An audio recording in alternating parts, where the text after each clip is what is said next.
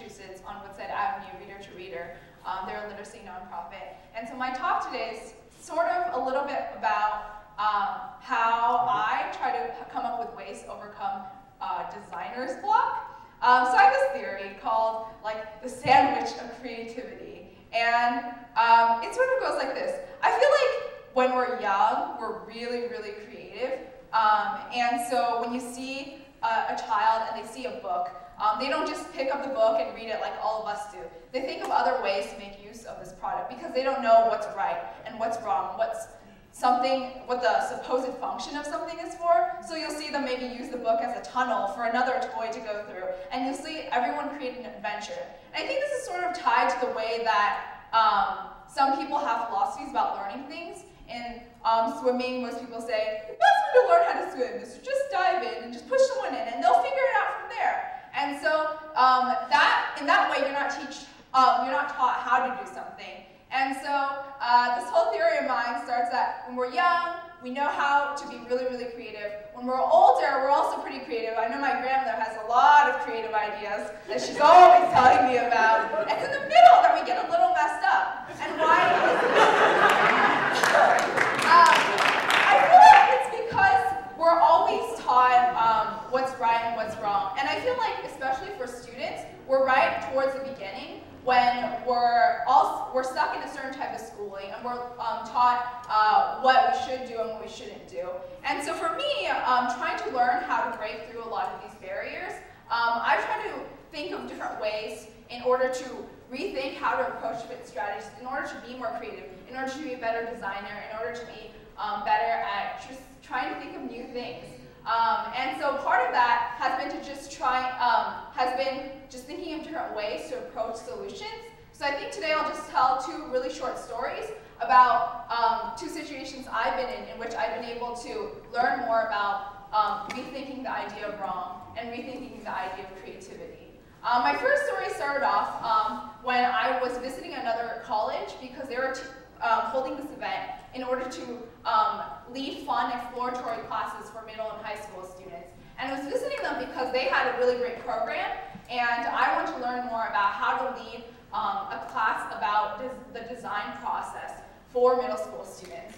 And so we were given a challenge. We were supposed to take two 8.5 by 11 sheets of paper and try to build a device that would hold the weight of about 5 corn on the cob things. And so because I was in a room full of middle schoolers, I was kind of scared to ask them for advice because I was like the tallest person there, and I was kind of afraid of like trying to learn from them.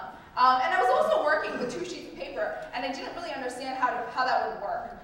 So I tried a lot of different things. I took that sheet of paper and I tried to make like an accordion style thing. That way I was thinking, oh, well, it's kind of weak right now, but maybe if I make it into an accordion, it'll be a little bit stronger. I also tried like taking it and folding it into thirds so that it would create like a cone, a triangle cone. And a lot of those, some of them worked and some of them didn't. But I saw these like kids and they just like whispering at each other and like pointing at me. And then I just tried talking to them and asking them what they were doing. And I guess I thought I was a little weird, but the thing is, I think being able to talk to these students who are coming at the problem from a different perspective really helped me in trying to be more creative.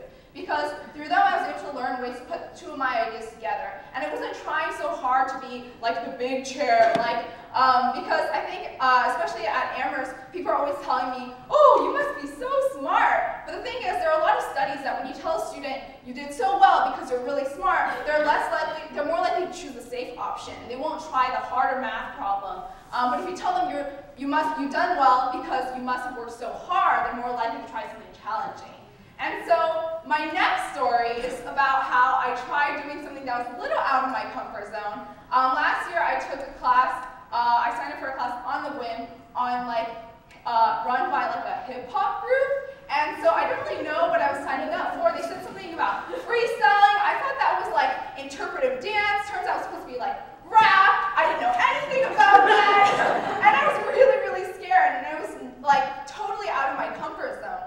But it was through that class we worked on a lot of different exercises in order to learn how to improvise.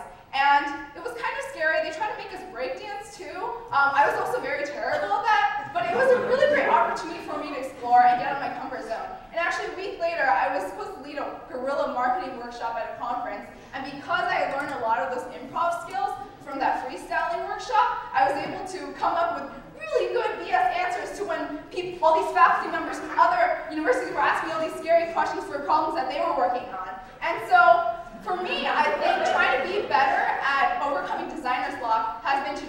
trying to learn from everyone and trying all sorts of different experiences. So I encourage you to all sign up for strain experiences and ask middle schoolers for help because they are really wise.